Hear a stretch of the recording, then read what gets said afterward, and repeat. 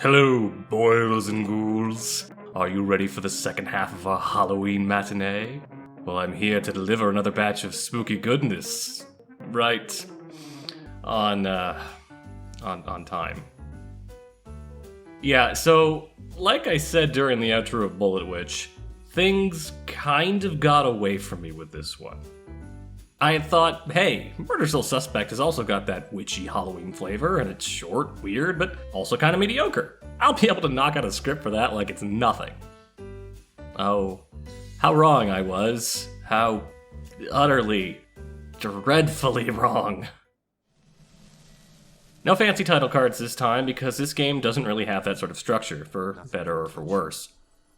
We jump right into the thick of things with our protagonist, edgy detective Ronan O'Connor, falling out a window after being forcefully pushed by a perp he was chasing.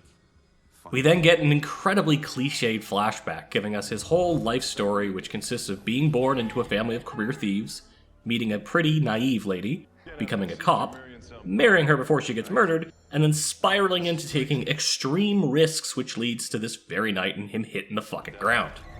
I have issues with pretty much every individual part of his backstory, and we'll get to some of those later, but they're unimportant for the moment, because when Ronan picks himself up, he realizes he has left his corpse back on the street behind him. The following QTE of Ronan trying to slip back into his mortal shell is actually kind of a neat idea, despite feeling a bit jank, and his killer popping down to finish the job, transforming Ronan into box art Ronan, is a cool scene and a stylish visual transition into the world of the supernatural. It perfectly sets up this fantastic premise of a spectral detective solving his own murder and coming to terms with his death while exploring the world beyond, but sadly it all goes downhill from here. Ronan is immediately transported to the Assassin's Creed loading screen, so he can get shot down by his wife Julia, who babbles in vague terms about not limbo and not heaven, how Ronan has to solve his unfinished business and remember to pick up some ghost milk on his way home before he's allowed to pass on. And I will point out that this is all she really says on the matter. She's not specific about what that business is, what will happen if he does not complete said business, or how long he has to do it. This isn't important now, but it's key to something I'm going to complain about later, so store that nugget away for the time being. Anyways, after being shunted from the Animus, Ronan is left to figure shit out. He leaves his corpse on the street with a couple of bystanders who are calling the cops, while he chases down the ghost of a little girl he saw run by, getting a glimpse of how anything and everything can leave behind weird, spectral forms as he follows her down the alley. This young girl, by the way, is dressed in Puritan attire, implying she's been around a while and reminding you that this game takes place in Salem, Massachusetts. Once you catch up with her, she exposits at you for an extended period to learn you up on all the rules of Ghost World, and of being a ghost. Rule 1. You get cool powers based on what you did in life. For Ronan, this means he can do detective shit, I guess. Rule 2. Salem is old and religious, so all the buildings are consecrated, which is why you can't just walk into them. Yes, even the newly constructed ones, shut up. Rule 3. Unfinished business. Wrap it up or you're stuck here.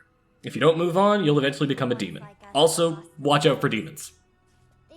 At this point, the little girl gets bored and wanders off. Meanwhile, with this wealth of knowledge in hand, Ronan puts together the obvious and decides that stopping his murderer, the elusive Bell killer, and their reign of terror is his unfinished business. So he heads back to his fetid meat sack in order to do a little sleuthing and find some leads.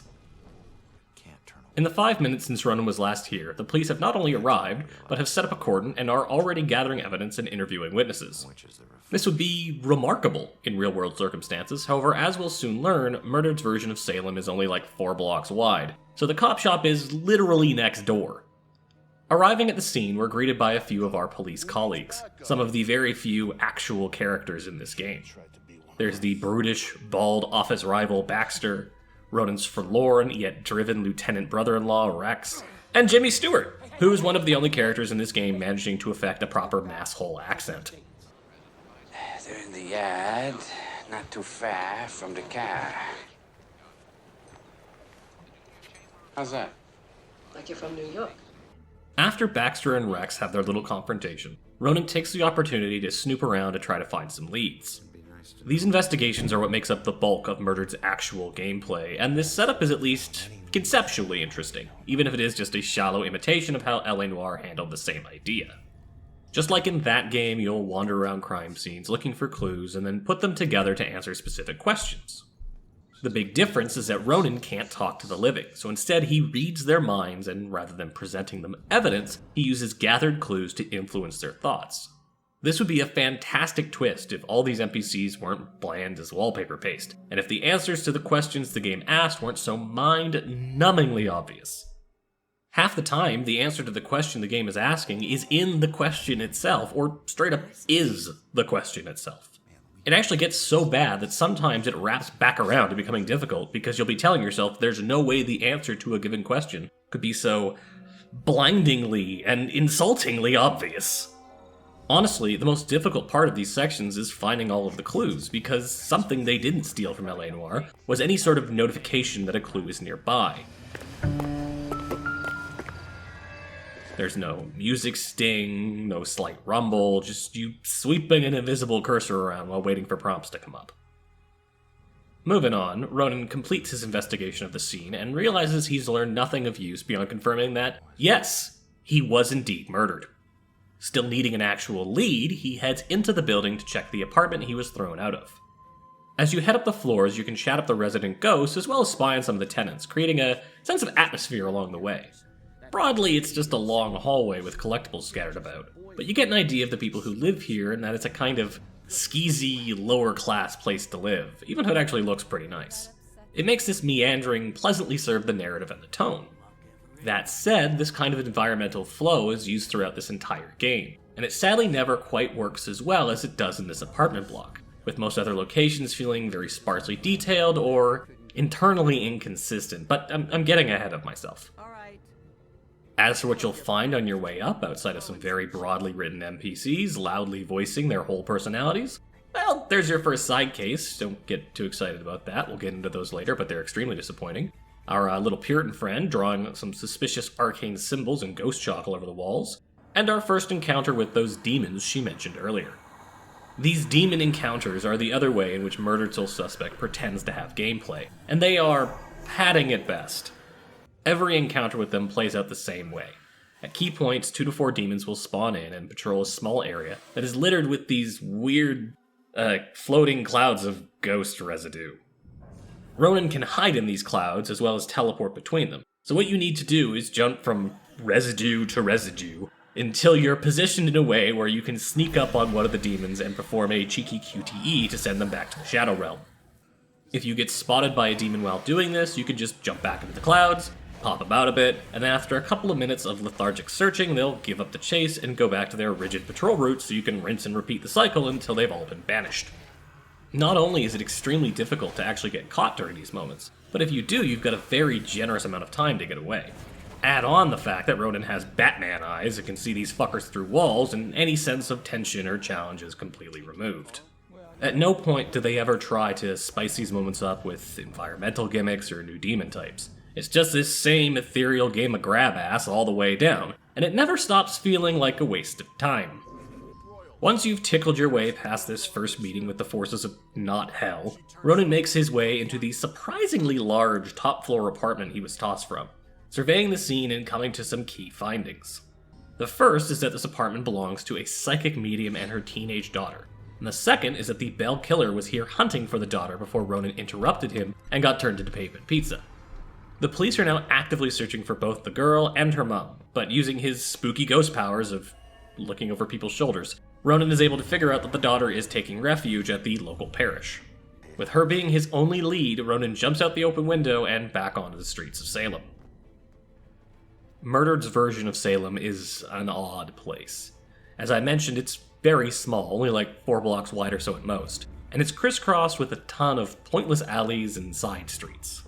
It's all so constrained and artificial that it feels like wandering around Disneyland. Sure, it's dark and moody, but in terms of layout, it might as well be Toontown rather than someplace people actually live. It doesn't help that as far as I can tell, their grasp on the actual city of Salem is tenuous at best. I won't go into detail about that, I don't live there either, but some simple Google mapping is more than enough to break any pretense of accuracy. Even how they reference the city's history is off. Most notably in that there's a Bell Killer at all. I get what they're going for, of course. We're at Salem, and the Bell Witch is probably the most well-known real-world, for lack of a better term, witch out there. But then you remember that the Bell Witch legend is from Tennessee, and that whole reference immediately falls apart. It's a minor nitpick, I suppose, one of many I'll have, but it does show how little attention was paid to the finer details of the narrative and setting, which is a big problem in a game that has nothing really to offer beyond narrative and the atmosphere derived from its setting. Back to wandering around Salem, what does it even do here outside of just running to the next plot point? Well, there's collectibles to pick up, an ungodly amount of them in fact, but we'll touch on those later, and there's also more of those side cases to complete that I mentioned earlier. In fact, the rest of them are out here in the Salem Hub area. All 3 of them. Because, remarkably, this game has a total of only 4 side quests. On top of that, they are all distressingly short, and add nothing whatsoever to the game on a mechanical or narrative level. You don't even get anything for completing them outside of achievements. Considering there's so few, I might as well go through them all in detail, or what little detail there is anyways. The first one you'll find is the one in the apartment building, which is mostly meant as a secondary tutorial for the investigation mechanics. With this case, you'll come across a ghost haunting the laundry room, lamenting the fact she can't find her body. You agree to help her out, walk all of 10 meters into the nearest apartment, and find an elderly couple whose every thought is of how they murdered that girl and tossed her body into the quarry. As for why they did it, well, it's because despite that ghost looking like she passed away at the Gap, she was apparently a bit of a hellion, having loud parties at all hours while blasted out of her skull on the drugs. Edith Bunker here apparently hit her limit one night, snapped, and cracked the girl upside the head, so she and Archie had to dump the body to hide their crime. Our way too clean-looking junkie is completely nonplussed by the fact that she drove this couple to murder, but is happy to know where her body is. Happy enough, in fact, that she levels up into heaven right then and there. The next case you're likely to find is the one on the beach that's directly in front of the loading gate to the church Ronan is about to investigate. With this case, you'll find a distressed woman in a Victorian-era dress who has no idea what she's doing here or what happened. Ronan tells her she's popped her clogs, but agrees to help her figure things out so she can be at peace. She gives him a scattered account of her last memories, a boat in distress, a storm, people screaming. It's a setup where anything could have happened, and you have to tease it out. Or you would, if her fucking obituary wasn't 4 feet away and in her line of sight. Turns out she died attempting to save people from a ship that was sinking just off the bay. She managed to rescue a few of them, but on a return trip, her boat capsized and she drowned. Upon hearing this and realizing that she doesn't actually have any unfinished business that would tether her here, as per the rules this game has established, she dings as well. I guess her being stuck here as a ghost for a century or more was just a clerical error or something. After that, if you wheel back into town, the next lost soul you'll meet is this dude recovering from the hangover of a lifetime. Seems him and his friends got completely soused one night and all woke up dead. But only he really absorbed those Mothers Against Drunk Driving commercials enough growing up to feel so much guilt over possibly being the one behind the wheel that he's still stuck in this mortal plane obsessing over it. Ronan checks out the car, finds a receipt for gas, and heads to the gas station to check things out. There he discovers that our friendly dude bro, Brad, was actually ordering them all a cab, while his buddy Rick painted the street and his friend Laura filled up the tank of their car. At this point, things grind to a halt, as the game wants you to answer a question about the case before proceeding, and won't activate the remaining clues until you do. But it never actually lets you know this. You have to essentially give up on finding the rest of the clues, try answering the question with what you have, and then realize you can't answer the next question and search all over the area again to discover that this asshole now has an influence prompt where he didn't have one 5 minutes earlier. This guy reveals that he slammed the door of the station when he went out to chastise them, and like a herd of scared deer, this caused our drunken crew to pile into their sedan and then crash it a block away. He also says it was Laura who was driving, not Brad. Relieved of his guilt and apparently not caring much about being dead, Brad ascends as well, now a high enough level to get his sick mount. And lastly, we have the laziest side case in this game. Walking down the street, we come across this Natalie Portman-looking ghost scowling menacingly at this older couple. Talking to her, she says that the man is her former boyfriend, and that she killed herself out of jealousy/anger because she thought he was cheating on her. He's since found another woman and they're getting married, and Padme here believes that this proves her suspicions right, and that this must be the woman he was cheating on her with. Reading their minds and influencing them using the only 3 clues available in this case reveals otherwise. Dude was just utterly devastated by the love of his life jumping off a damn cliff. and this other woman saw that and provided him with a shoulder to cry on. Things then proceeded accordingly, and it's all Ghost Lady's fault. Black Swan then takes Ronan's explanation at face value, offering immediate and calm acceptance, which doesn't line up with her tone earlier at all, and fucks off to the Great Yonder. This side case can be completed in 30 seconds, and by moving only a few feet. It is the most straightforward and blunt way of telling this story that you could possibly create while still claiming it is interactive in any way, and remember that this is one of only 4 side cases in this whole game. If it was one of 50, I'd be fine with how lazy it is. Hell, even if there were only like 20 side cases in this game, I could still accept this one. But when you only have 4 side quests in your game, they all have to be absolute goddamn bangers. And while none of these side cases have been great, this spurned lover one is so lazy and minimal that it's downright insulting. Jesus Christ, I swear this game is going to give me an aneurysm or something. So moving forward out of the Salem Hub, we make our way to the church, which is treated like the only church in town, despite this being New England. It's unclear why Ronan can even set foot in this place, given the whole consecration rule the game keeps bringing up. But at the very least, it's not like demons or that demon floor group from earlier here. That would just be silly.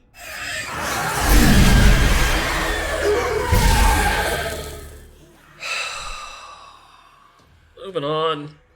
We wandered the church for a bit, getting some actually decent diegetic storytelling about what is going to shape up to be a truly awful wedding, before we make our way up to the attic via the medium of Kat and find our young runaway. Trying to jump into her head for a sneaky bit of mind reading, Ronan is immediately shunted back out, and the girl starts tearing a strip off of him for attempting it in the first place before realizing she's blown her cover. Just like her mother, she is a medium, able to see and talk to ghosts. Unfortunately, she's also a teenager, and as such is an ungrateful pain in the ass. Her core motivation in all things is that she does not want to be burdened by the dead asking for her help in passing on, so she does everything she can to hide her powers. Having been figured out by Ronan, she reluctantly and snarkily answers his questions, and lets him know that her mother was working with the police, Baxter specifically, to help try and catch the bell killer. Ronan says that her mom's notes are likely to still be at the station, and that they should be able to help him find the bell killer, as well as help the girl find her mom. She then thanks Ronan for the lead and for quite literally dying in order to save her life earlier, but says that she couldn't possibly ever repay such a debt and pieces the fuck out, so she can try to break into a police station on her own because she's an idiot, on top of being an ingrate. She leaves Ronan trapped in the attic, and he has to cat his way out and chase after her. Oh yeah, she does have a name, by the way. Joy. Out of what I can only assume is a tortured sense of divine irony. Heading back through Salem, Ronan gets to the police station and sits in on that night's bell killer briefing, taking the opportunity to snoop through the war room and see if the cops have found any new leads. In doing so, we get some more background information on the case itself, some minor snippets of how Rex is dealing with his grief over Ronan's death, and we learn that Joy has been caught and is now in police custody. Unsurprising, because she is largely a normal dumbass teenager who is trying to break into police HQ without any sort of plan or intelligence. Not to spoil things going forward, but this will unfortunately not be a learning experience for her. Sadly, as she is the only one who can see us and interact with the physical world on Ronan's behalf, beyond his great powers of minor technical annoyance, we do need to bust her loose and convince her to help us. Before we have Ronan go set her free, though, let's explore the police station a little bit. After all, there's lots of set dressing to sift through here and flavor to find. It's actually one of the more interesting locations in this game. For example, you can go watch your own autopsy in the morgue, go check out the offices upstairs to get a better idea of Rex, Ronan, and Baxter's characters, and even catch some fun references to other Square Enix properties. Look, there's a Just Cause 2 poster on the wall. And hey, this cop is playing Deus Ex Human Revolution. What a fun little gag to secret away like that.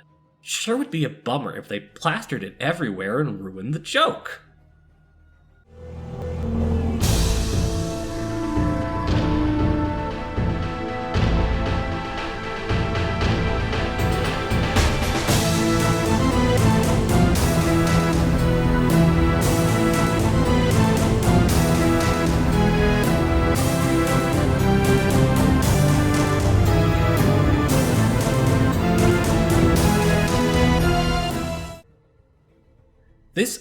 fucking Deus Ex gag is on at least 20 different monitors, more than half of the monitors present in the station by a good margin.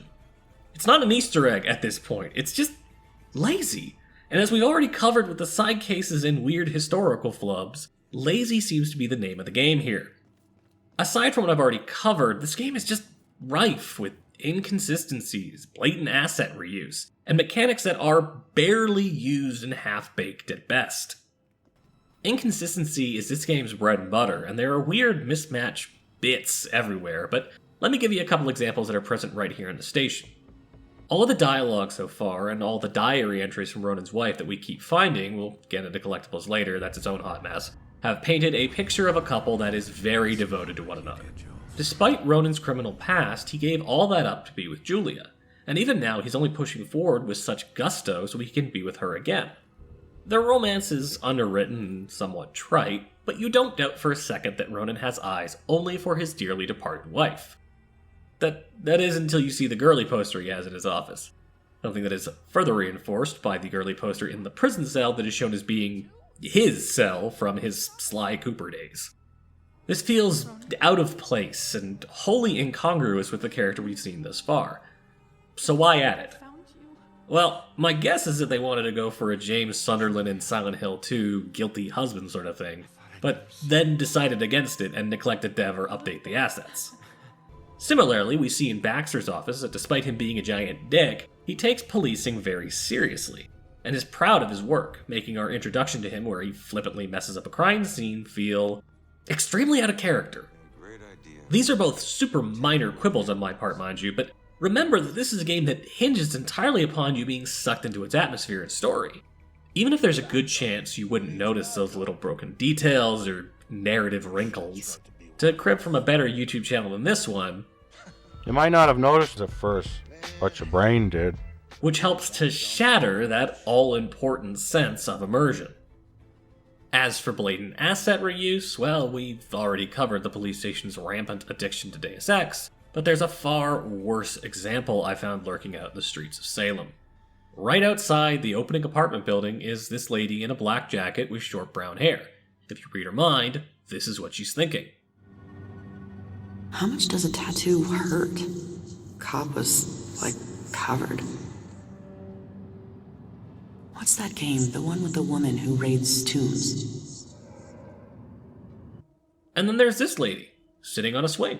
She's in a black jacket and has short brown hair. If you read her mind, this is what she's thinking. How much does a tattoo hurt? Cop was, covered. What's that game? The one with the woman who raids tombs? These are both the same woman. Same voice, same model, same thoughts. And I neglected to mention it, but they are literally spitting distance from one another. You can easily get them both in your camera at once. This is an extremely embarrassing example of world design to say the least, but could be written off as an accident during development. We all make mistakes after all. However, any good faith you might want to extend there is swiftly disposed of when you walk a block down the street and see it happen again with a different lady. Don't even think it's the same guy. Copycats, all of them. I won't lie and say it's this bad across the entire game, but these two sets of unintentional twins are most definitely indicative of the level of effort that went into a lot of the set dressing in this game. And then we come to Murder's various half-baked mechanics. We already covered the pointless padding that is the demons. The whole cat possession thing is also jank as hell, and used in all the three places. But the highlight for me is the sections where you have to help Joy with stealth. And speaking of, let's get back to the story. Ronan finds Joy at the back of the station in one of the interrogation rooms, where she's being grilled by some beat cop. Ronan manages to convince Joy that he can help her find her mom's book. He then shorts out what is apparently the only security camera in this whole station, so Joy can escape and they can head upstairs. To get there, though, Joy will need to cross the busy office floor, and this is where that stealth comes in. Except, the cops don't move. They don't patrol, and Joy will always come to a dead stop in a safe place where she'll never be seen. all you have to do in these moments is activate a random piece of office equipment to distract whatever guard is in her way at any given time, and then they'll move so she can go forwards. That's literally all there is to it. There's no chance of failure, there's no challenge, you couldn't even call it a QTE because it's not quick. It's just more of Sole Suspect wasting your time while pretending to have gameplay, treating this like it's a fun set piece the few times it's used, which boils my blood for some reason. Anyways, Ronan and Joy eventually make it to Baxter's office and start searching for her mom's notebook. Digging around, you learn that Baxter was taken off the case but never stopped his investigation. Not wanting his leads taken from him, Baxter has hidden the book away in a secret cache behind his gun rack. The notebook is full of esoteric writings, as well as a pamphlet for the museum's upcoming witch trial exhibit, which you really think would be a permanent installation in this town, but whatever. Sneaking back down, Joy decides to continue being a moody bitch and takes off out a window, leaving Ronan behind. You can then watch a quick heart-to-heart between Rex and Jimmy Stewart if you want, before heading outside as well. Thankfully, there's always a cop coming or going to let Ronan in or out like he's a fussy cat. Ronan then catches up with Joy in the parking lot, making her ditching him in the first place completely pointless, and he finally manages to argue her into helping him / letting him help her. Reading through her mom's notebook some more, we learn that she was chasing a lead on a murder that took place in the Ashland Hills Cemetery, which isn't a real cemetery in Salem, by the way, which is odd, because that town is like half fucking cemeteries they could have picked from. Regardless, their alliance tentatively secured, Joy pieces out once again and promises to meet Ronan at the graveyard, presumably because they couldn't figure out how to have her follow you around the Salem Hub. Heading on over to the cemetery, Ronan finds Joy poking around some graves and trying to act nonchalant. When Ronan tries to talk to her, she tells him to keep it down, because she doesn't want all the ghosts hanging around to cotton on to the fact that she can see them. The two investigate the immediate area looking for clues that the police might have missed regarding that murder. Not finding anything useful, Joy laments that they can't just talk to the victim, and lo and behold, it turns out that their ghost has been shadowing Ronan since he arrived. Being both a detective and a career thief, Ronan is, naturally, absolutely terrible at being conspicuous, and loudly yells at the girl, chasing after her and alerting all of the nearby ghosts to Joy's abilities. Thankfully, she doesn't have to try and pretend she has any sort of compassion or empathy, because demons also immediately show up to ruin the party. Joy and Ronan then split up, with Ronan chasing after the little girl and Joy hanging around the entrance, I guess? It's unclear. At the very least, this does mean you get to enjoy a nice, quiet stroll through the cemetery. Well, nice apart from the demon padding, anyways.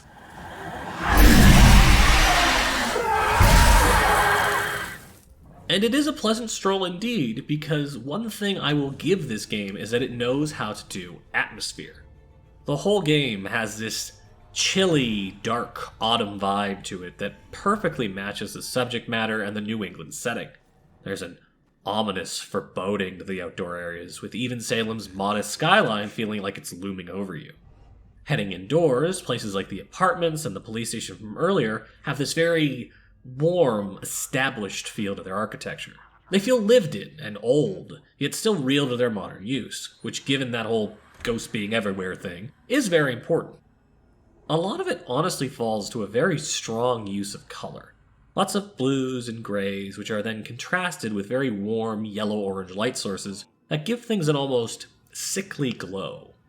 It's a palette that I generally would actually find quite generic and overused, especially with the 7th and early 8th gen reveling in dour shades like this, but it does actually serve a strong artistic purpose here. Speaking of that generation split, this was a cross-gen game, and it really does show. A lot of the raw assets are not great looking, with muddier textures and simpler models than explicitly necessary that are then glossed over with a bunch of UE3 shaders and effects. Certainly not unexpected from titles bridging generations like this, but it doesn't make for the prettiest game, even turned up to max on PC. It also doesn't help that a lot of the art design is largely unremarkable. They went for a very real-world aesthetic, and now it's boring. From the streets of Salem to the police station to even this graveyard, there's a distinct sterility presence under that atmosphere.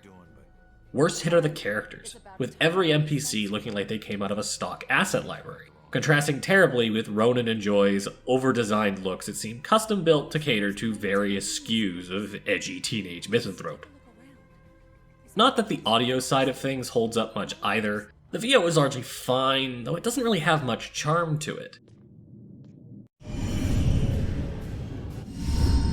Have you ever seen my killer before tonight? Do you have any idea who he is? You cops are so hard up on clues that you're actually asking people if they know who the killer is. Now I get why you need so much help. I'm not asking people. I'm asking the witness whose life I just saved. It feels very scripted and performed, which it is, I guess, but with the right performance, even the worst writing can come off sounding natural. I don't put this on the voice actors, to be honest, as it sounds this way across the board. It definitely feels more like a case of bad direction, with a focus on technical proficiency over actual character. The fact that several members of the main cast weren't experienced with VO, only having done TV and movies from what I can tell, likely didn't help. The soundtrack is also a big, steaming pile of wasted potential. By and large, it's just the same plodding, super bassy drums and stilted, strange, screechy violins that make up most horror movie soundtracks from that era. Have a listen.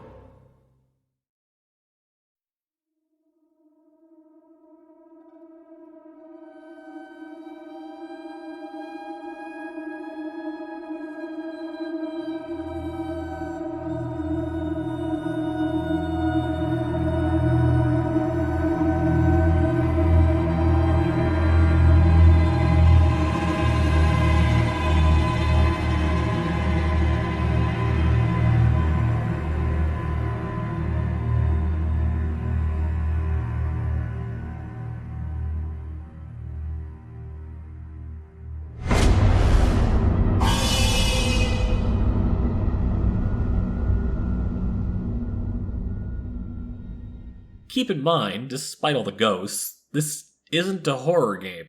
It's an adventure game, focusing on detective work with a supernatural bent. None of these tracks feel introspective or contemplative, and they don't match the moody atmosphere. They just feel like offcuts from a bad late-aughts horror reboot. Oddly, though perhaps thankfully, it's also extremely quiet in the overall mix outside of cutscenes, and even then it's sparse. So you'll rarely actually hear the soundtrack. In fact, there's very little ambient sound in general, making the soundscape of this game deader than its protagonist. On the subject of death, let's get back to exploring the graveyard. There isn't much to see here beyond more graves and drunken 30-year-olds pretending to be teenagers, but eventually Ronan comes to a ghostly building that is the memory of a plague hospital that used to exist on these grounds. He catches up with the girl he's chasing, but she quickly teleports away from him. Ronan then remarks how he needs to learn that trick, and once the cutscene is done, he's immediately able to do so, and proceeds onward.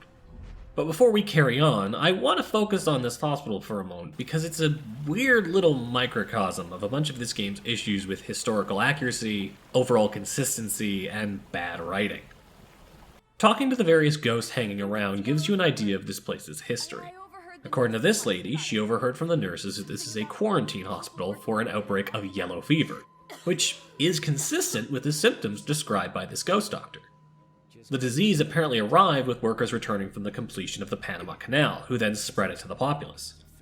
These claims taken individually make sense. Salem has dealt with an outbreak of yellow fever before, and that disease was/is present in Panama.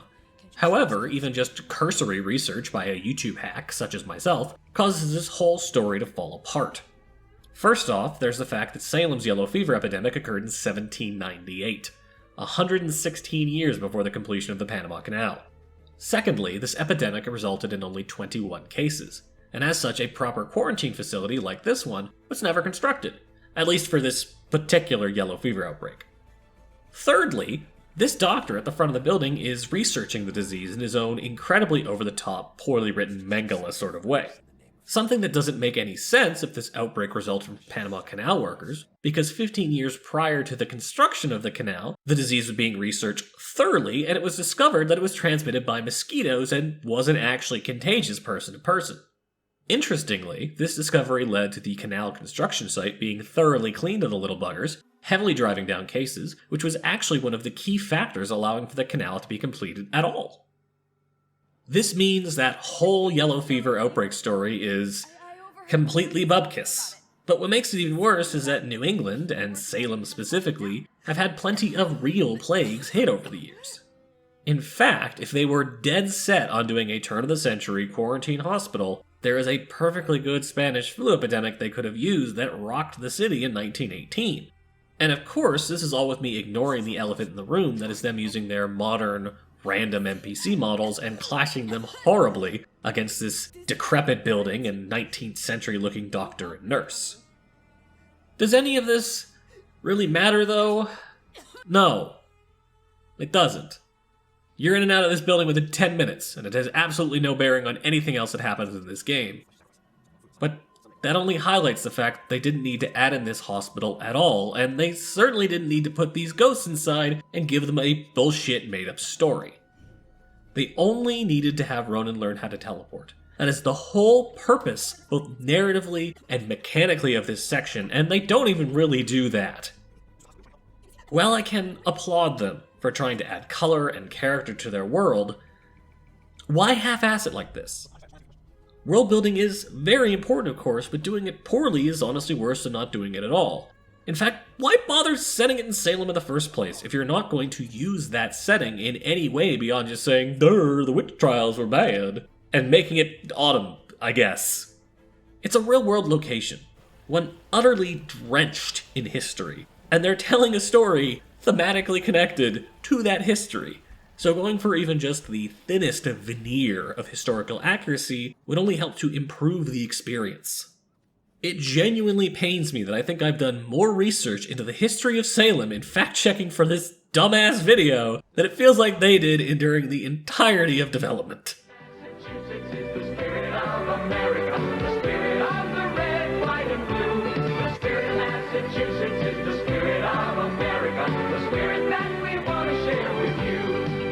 Free Massachusetts vacation. Deep breaths.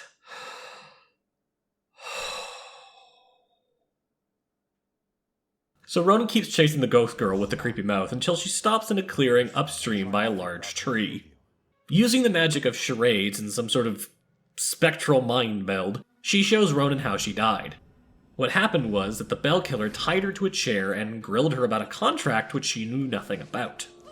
Not satisfied with his answer, the bell killer draws his symbol on her and drowns her in the river, which is why her body ended up back at the cemetery entrance.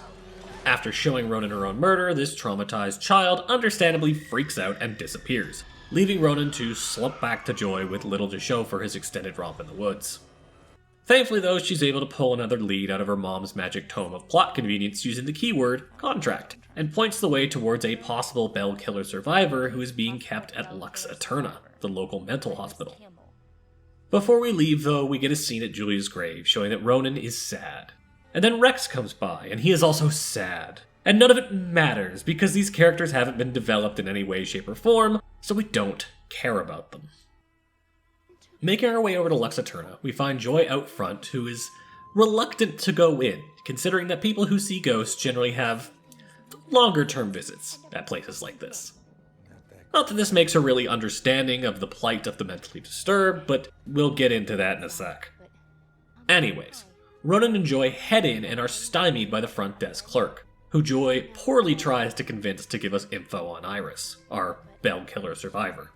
Ronan then snoops around her office and finds some emotional heartstrings he can pluck in order to make the receptionist bring up Iris's profile so he can see her room number and they can go talk to her themselves. I actually really like this moment, as it's an interesting and unique use of Ronan's ghost powers and shows some neat design interplay between him and Joy, with her asking the right question so he can subtly prompt the right response. It's fleeting, and we never really get a moment like this again, but it's a good idea nonetheless, even if it is otherwise wasted. Anyways, along with Iris's room number, he also learns that she's due for electroshock later tonight, so they go running off through more dumb stealth to try to save her before she gets fried. And this is where I have to put on my serious hat and talk about how this game horribly misunderstands modern psychiatric care. Mind you, I don't want to. I don't like talking about social issues or whatever. We review video games here. Shit isn't that deep. But it makes up a whole damn level, so I kind of have to talk about it. First things first, they don't call it electroshock anymore. It's electroconvulsive therapy, or ECT. This is because they don't necessarily shock people anymore. The initial version of this procedure was indeed a ghastly affair where they used very strong currents applied extensively and with the patient wide awake during the whole procedure. This led to extreme memory loss, broken bones, and other major side effects. However, the premise of that procedure has been proven medically sound over the years and been greatly refined. While it's still considered dangerous and often a last resort, the current iteration features dramatically lower voltages and very short pulses performed under anesthesia, making it far safer and having distinct benefits. In terms of mental health, it's currently used to treat severe depression, mania, schizophrenia, and catatonia, mostly in cases where other treatments have failed entirely or patients are resistant to the medications for those issues. It's fast-acting and quite efficient in treating these conditions, and in certain cases, it can even be safer than the conventional treatments, such as during pregnancy. Typical antidepressants can have very negative effects on the baby, but ECT is comparably safe across all 3 trimesters. Not to say that any of this is common knowledge necessarily, at least not in a way that I would expect a cop/criminal or an angst-ridden teen to be keenly aware of, so their concern is warranted. That said, hinging the conflict of this area on a misunderstanding of that practice comes off as distasteful in my eyes, and it does make Ronan and Joy look like idiots. This lack of care and a reliance on old asylum tropes is an issue with this level as a whole, to be honest. Lux Eterna is intended to be a modern, renovated, and revamped mental health facility, presumably working to the current highest standards of psychiatric care, but they let the, spotty history of these kinds of institutions color things. You come across orderlies angrily frustrated with patients, tiny prison-like wards and rooms, and an entire decrepit wing of the original facility that you're forced to go through, decked out with an operating theater, specimen jars with floating bits, and a disconcerting number of beds with straps. It just feels like this game wants to have its cake and eat it too, pointing a finger at the admittedly horrific state of asylums in the past, as well as the public perception of these kinds of places, while gleefully playing into all of those same stereotypes and using them for fun ghost times. And honestly, that would all be fine with me, if this game owned up to it, or had a schlocky, grindhouse sense of fun to fit, but it doesn't. Sole Suspect generally feels like it wants to be taken seriously, for you to take its various plot points at face value, and to treat it like a consistent and fully thought out narrative.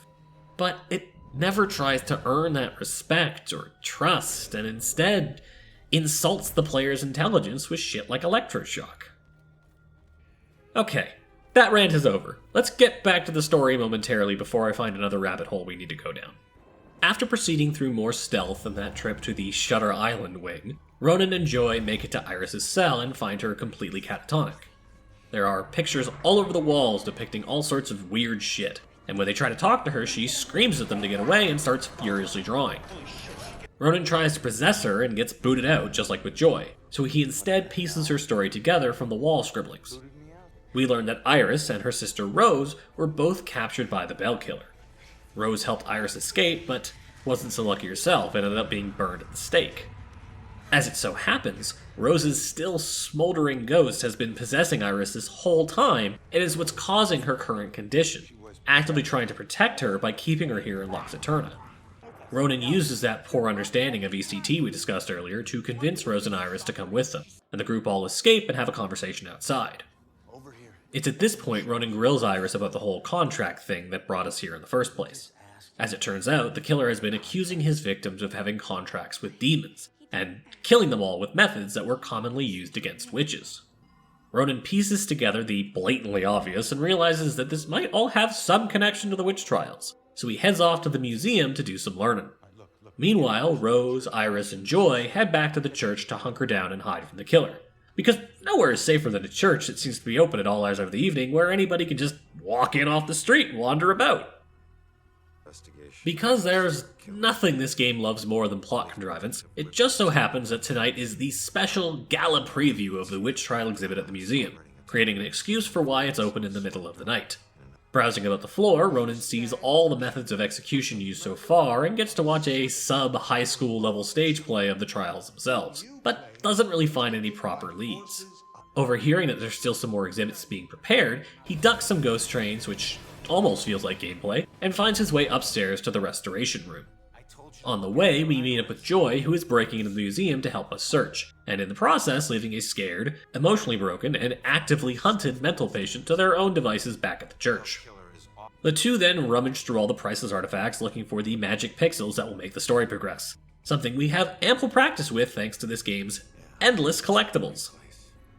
I've mentioned them briefly already, but they really are the meat of this game, and I don't mean that as a compliment. Every corner of Salem is packed with garbage to pick up, with a whopping total of 242 things to find, each with its own bit of lore or world building that really should have been worked into the story proper.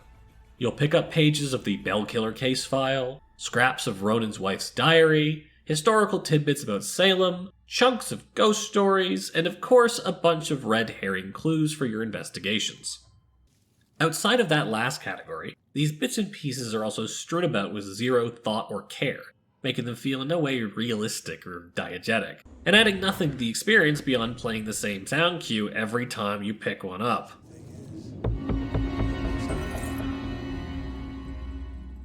Not helping matters is the fact that these collectibles, by and large, aren't really worth picking up. Like I said, it's mostly stuff that should have been worked into the story, and while some of it can add some context, like learning about Ronan's relationship with his wife, a lot of these bits and pieces cover more inane details, and they're all presented like this. Just a big block of text with the only reference photo being the one for the category, and while I've got nothing against pure text necessarily, it's just not engaging.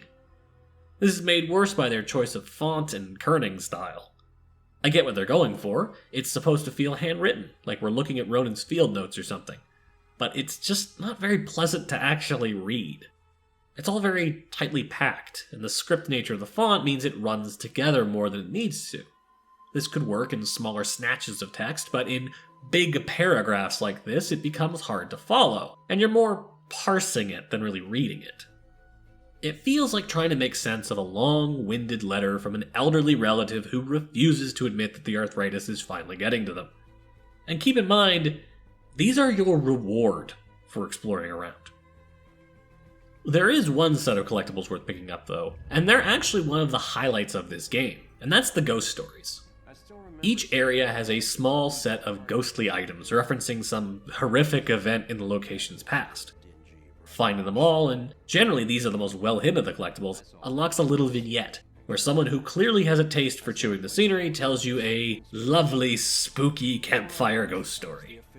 Some of these are better than others, but they're a fun distraction, extremely atmospheric and thematic, and they suck you in without you having to pore over a load of text. I would go so far as to say this kind of writing and these kinds of stories are what this game really should have been focused on. Back to our futzing around in the museum, though, Ronan and Joy learn a bunch more about witches and the witch trials by poking around the objects not currently on display. Specifically, they learn that mediums at the time were thought of as being witches, setting up a very loose motivation for the killer targeting mediums that we really didn't need to come here to figure out.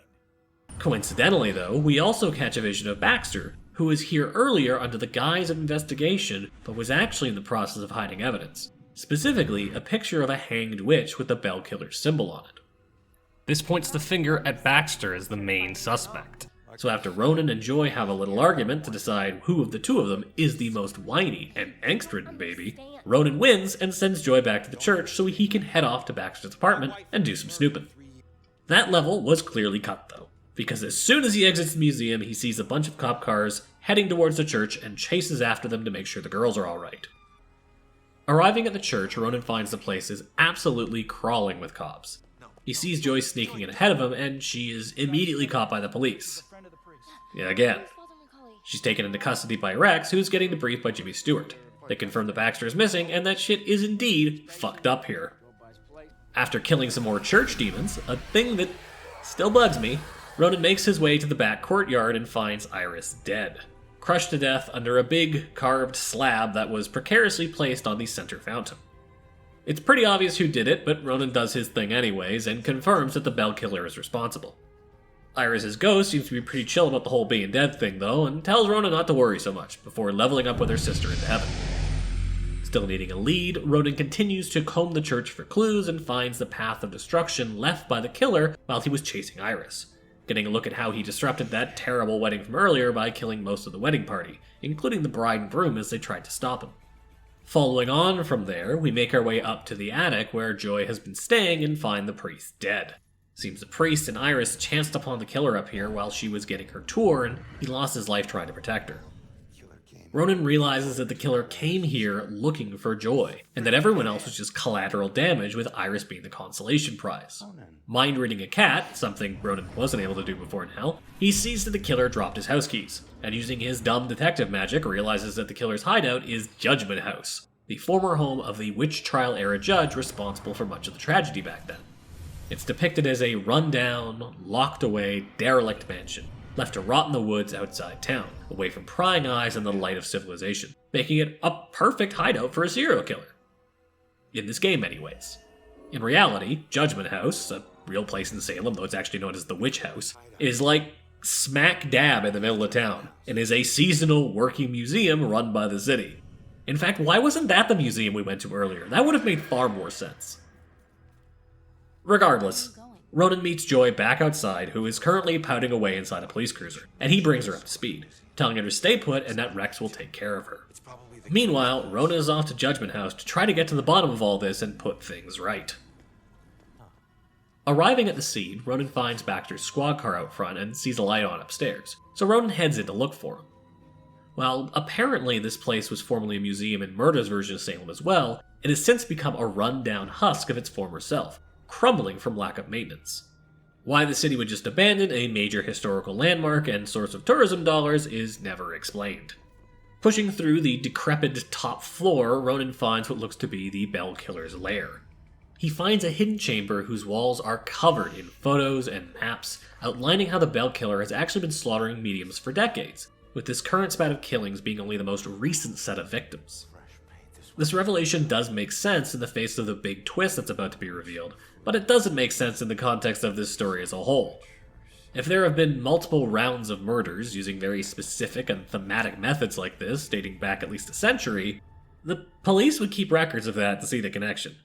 It doesn't matter how incompetent the cops are or how well executed these murders happen to be. Dots are going to be connected when people keep getting burned at the fucking stake. And when they all turn out to be self-professed psychic mediums, especially in a town essentially built on the history of the witch trials. This should have been an angle of the story from the very start, not a big revelation we're only getting to now, and it only goes to highlight how poorly thought out and surface level the writing really is here. In fact, fuck it, my blood is up, let's get into shit and talk about the quality of the writing in this game. In terms of the plot, the biggest problem is that Murdered Soul Suspect has absolutely zero patience. You may have noticed that the events of this game just kinda keep moving forward, and that there are no real breaks in the narrative. Ronan dashes from plot point to plot point immediately, and with everything contrivedly falling into place to let him do that. It's written as though we need to solve this mystery right now, or everything will be lost, and that's why it all takes place over a single night. But why? There is never a legitimate ticking clock element set up in this story. No clear consequences for what will happen if Ronan fails, or what time limit he's even working with. The only direction he, and by extension us, are given is to resolve his unfinished business, which he has decided is catching the Bell Killer. There is no reason given for why this would have to be done immediately, or why we couldn't pace out our investigation. Go explore the graveyard, or visit a museum during the day, for example. And more importantly, allow our characters some time to actually contemplate and consider the events that are unfolding. Instead, we're rushed through the broad beats of this narrative with no chance to really let anything develop or sink in. The only reason for this that I can come up with is so that we don't ask questions, because as I've demonstrated pretty comprehensively in this video, things kind of fall apart with this game once you really start thinking about them. That's why the lore and logic of how ghosts work feels spurious at best, and why their approach to the afterlife is so wishy-washy and non-committal. Those are heady topics and would take time to properly explain and justify and discuss. It's also why all the characters in this game are written so incredibly broadly, and given these over-the-top backstories and setup that exist only to provide a fake sense of depth that should have been part of the dialogue and character writing. You don't need to subtly flesh out Ronan's backstory to show how he's conflicted and troubled if you just say he's from a family of career thieves but is now a cop, and then have people keep bringing that up all the time. You don't need to expand on his relationship with his wife and why they deeply cared for each other if you write her like a modern-day Disney princess with zero flaws who then died a tragic and noble death. You don't need to show how Joy's powers actually impact her life, or how they've impacted her upbringing. Just make her an angry, sullen teenager. Everyone loves those. There's so much room here for nuanced character writing and using the framework of death and the afterlife to explore those characters and their relationships, and they just don't. Even the basic NPCs feel horrifically over and underwritten. All of the living people you run into and possess have absolutely nothing interesting on their minds, thinking only of the immediate circumstances or whatever you specifically need for the story at that moment. Conversely, almost all of the ghosts you meet have these edgy backstories that actually make them less interesting and scary than if they were just normal people who are having to deal with the reality of being a ghost. Take this guy from the apartments at the start of the game who's hiding in this little girl's closet. Without talking to him, you might assume he's her recently passed grandfather. If you're an optimist, worst case scenario, he's a pedophile using his ghost powers for evil. Both of these scenarios could have interesting dialogue attached to them, but the reality is far dumber than one could ever expect. This guy hiding in her closet is a mafia enforcer, who tried to kidnap her for ransom, and then accidentally killed the girl's father in the process. His bosses offed him for failing, and now he's haunting her out of revenge. As another example, take this butcher, who is standing with a tour group in the cemetery. Perhaps he's just curious to see how people react to the ghost stories. Or maybe he gets mentioned in one and he really enjoys the fame. That would be a really fun angle to explore. But no, instead he's haunting one of the tour members, whose son he butchered and fed to pigs, something he apparently did a lot, and her snooping got him caught and executed. Now he's waiting for her to die so he can ask her how her son tasted. It feels like every ghost is just obscenely edgy like this, but I don't want to linger on this topic, so I'll give just one more example. In the church, we find this lady sitting in the back with a ghost dude holding a shoe sitting beside her. This could go any number of ways, but Forlorn Lover certainly makes the most sense, and that's what he is. But it goes beyond that. In life, he was her stalker, and gleefully murdered every guy she got close to before failing to realize he'd backed into a snowbank one night while watching her, killing himself with the exhaust fumes. While there is a kernel of an interesting idea here, it's just ruined by making him so malevolent, and when put in contrast against the rest of the ghosts we've run into. Put simply, none of these ghosts feel human. Which, I guess they aren't anymore, but you get my point. There's nothing to relate to with these caricatures. Just like with the plot, there's no substance, no real thought. That's the writing of this game in a nutshell. Interesting ideas without any effort put towards their execution. Speaking of execution, let's continue on with the story, which sees Ronan delving deeper into Judgement House, only to find Baxter freshly murdered in the basement. Turns out he wasn't the bell killer after all, but was here following up on a lead as he was continuing to work on the case as we learned earlier. He got though, and is now also a ghost, and less than pleased about the whole thing. Despite all my ranting about the character writing just now though, I actually kinda like this scene, because it does a decent job at fleshing Baxter out. He and Ronan sniping at each other as they share findings shows a more nuanced, professional rivalry than the blunt confrontations we got between them earlier. And it stays true to the most important part of Baxter's character, that despite his rough edges, he's a good cop and genuinely cares about the work. Anyways, between Baxter's story and some more clues we find while exploring down here, Ronan pieces together that the bell killer was actually Abigail Williams, the Puritan ghost girl from the start of the game, who as it turns out was executed for falsely accusing people during the witch trials. Abigail was a real person, by the way, who did make some of the first false accusations that led to the larger Salem witch trials. This isn't her first appearance in pop culture, that would be Arthur Miller's The Crucible, though with many key details changed for the sake of that story, but it's a weird addition nonetheless. Despite the atrocities her accusations caused, making your mustache-twirling villain a misguided and cruelly executed child comes off a little weird. On Ronan's way out of the basement, he catches a police dispatch from the radio on Baxter's corpse, saying that Rex has gone missing while transporting Joy. Ronan connects the dots, realizing that Abigail must be involved, still wanting to murder Joy using witch trial methods, and he deduces that they must be headed to the museum so she can put the working gallows on display there to good use. With there being an actual element of danger and reason to hurry for once, Ronan sets off to the museum to stop her before it's too late. Ronan gets there just in time, as Rex, possessed by Abigail, is putting a noose around Joy and giving a good old-fashioned monologue. A couple of cops come in to try to interrupt her speech, but Abigail does some mind-jack shit.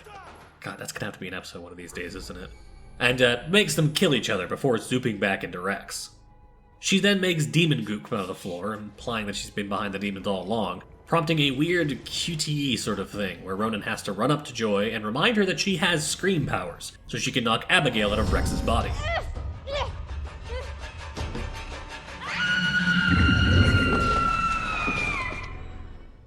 Ronan and Abigail then have a ghost duel, where they force each other to live out past memories, which is mostly an excuse to reveal this game's biggest twist, that Abigail has been possessing the police in order to commit her various murders.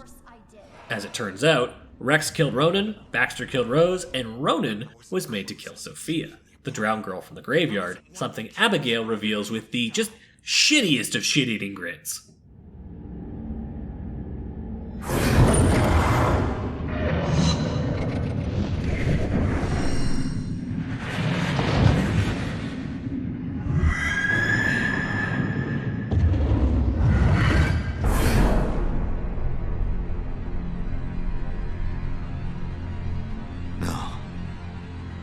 I wouldn't. Finding out that he's a murderer makes Ronan really angry, which scares Abigail, so she makes more demon goop on Ronan, but he then grabs her and switches places with her somehow, so she gets dragged off to hell. I don't know. I've watched his ending at least a dozen times in writing this script, and I still don't quite get exactly what happens here.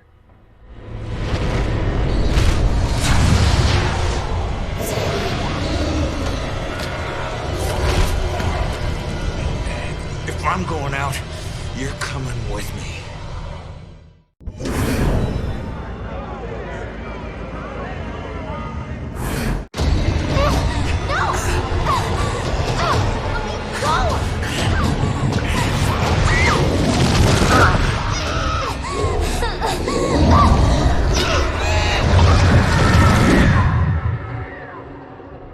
Whatever.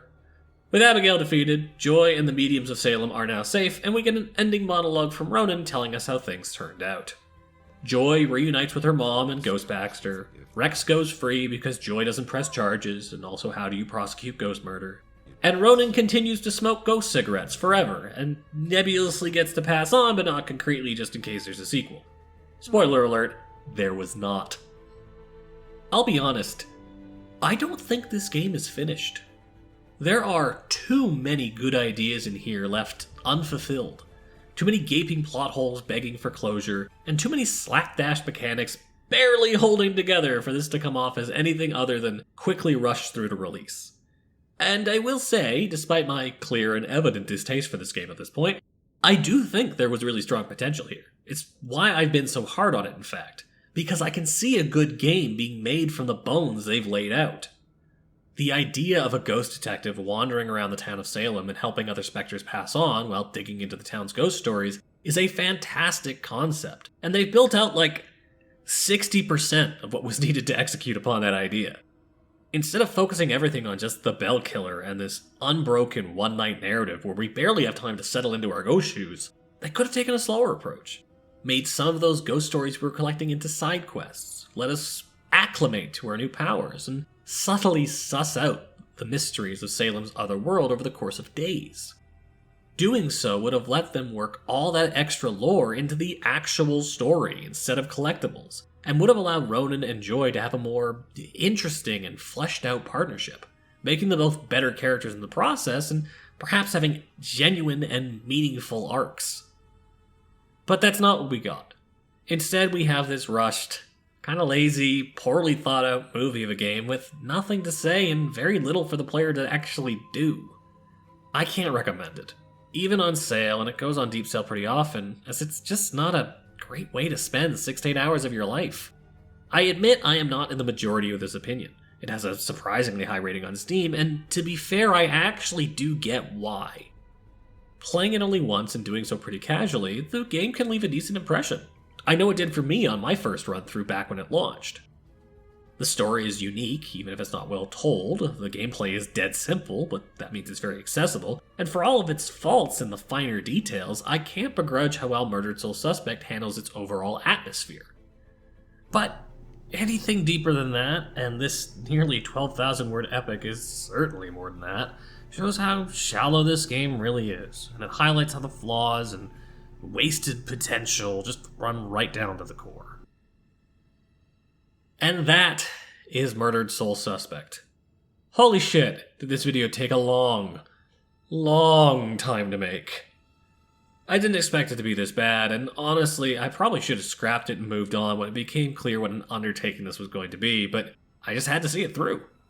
Funnily enough, this was not my first attempt at a video for this particular title. I'd actually toyed with the idea of starting this channel several times over the years, and this was always the game I had intended to start things off with. Each time I'd try, though, I'd get bored midway through replaying it and move on. Something scratching at me that I wasn't enjoying the experience. So this review is basically an autopsy to try to find out what kept killing things for me. Anyways, the next video should be far more straightforward and will be something special. I generally take about 2.5 months or so to make a video, and following that same schedule will take us right through to March, and the year anniversary of Cult Classifications. So fittingly, we're going home. See you then, and have a good one, everybody.